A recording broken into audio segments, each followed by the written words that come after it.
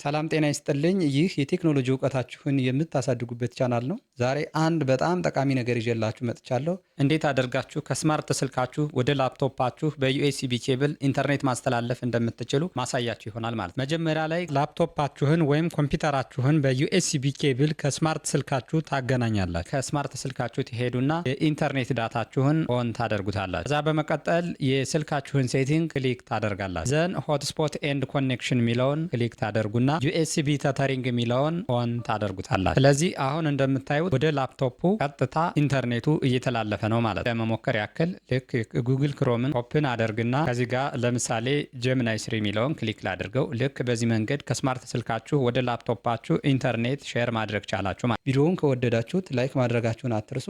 ለቻናሉ አዲስ ከሆናችሁ ደግሞ ሰብስክራይብ በማድረግ የደወል ምልክቱን ተጫኑ። ጥያቄ ወይም ማስተያየት ካላችሁ በኮሜንት ግለጹልኝ፣ የሁላችሁን እንመልሳለሁ። በተጨማሪ የቴክኖሎጂ ትምህርቶች እስከምንገናኝ በሰላም ቆዩ።